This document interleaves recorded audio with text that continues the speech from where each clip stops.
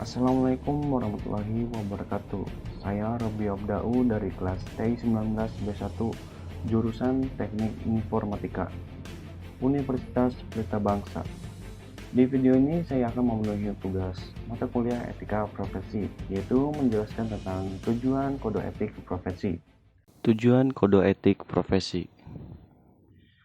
Prinsip umum dalam suatu profesi akan berbeda satu dengan yang lainnya.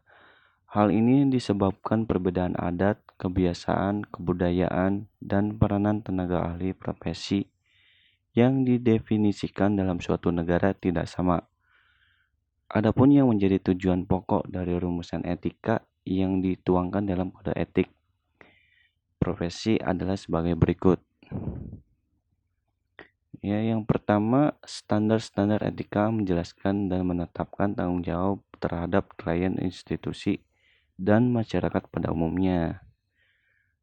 Misalnya saya sebagai videografer, terus klien datang meminta untuk mengabadikan momen preweddingnya dalam bentuk video. Nah, saya sebagai videografer pun menjelaskan tema yang akan diusung nanti, tempatnya, pakaiannya, dan gerakan-gerakan pada saat syuting nanti. Dan tanggung jawab saya yaitu sebagai videografer harus tepat waktu. Jadi videonya harus jadi tepat waktu dan mengeditnya pun sekreatif mungkin agar klien puas dengan hasil tersebut. Misalnya ya. Selanjutnya yang kedua, standar etika membantu tenaga ahli profesi dalam menentukan apa yang harus mereka perbuat kalau mereka menghadapi dilema-dilema etika dalam pekerjaan. Ibaratkan teman saya sebagai pengacara dari klien yang bersalah. Nah, mau tidak mau harus memenangkan klien tersebut di persidangan. Nah, teman saya itu menggunakan cara apapun demi imbalan, bukan penegakan hukum sebenarnya.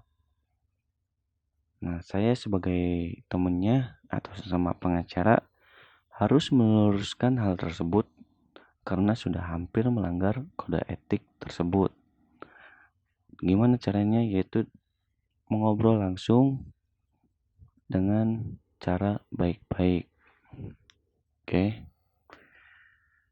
3. Standar etika membiarkan profesi menjaga reputasi atau nama dan fungsi-fungsi profesi dalam masyarakat melawan kelakuan-kelakuan yang jahat dari anggota-anggota tertentu. Yang keempat, standar etik mencerminkan atau membayangkan pengharapan moral-moral dari komunitas. Dengan demikian, standar etika menjamin bahwa para anggota profesi akan menaati kitab-kitab undang-undang etika atau kode etik profesi dalam pelayanannya. Yang kelima, standar etika merupakan dasar untuk menjaga kelakuan dan integritas atau kejujuran dari tenaga ahli profesi. Nah, yang ini misalkan saya sebagai sebagai montir di salah satu bengkel motor ternama.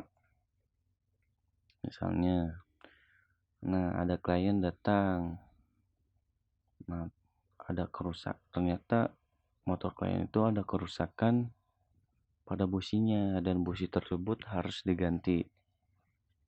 Nah, saya pun bilang ke pemilik motor tersebut businya harus diganti.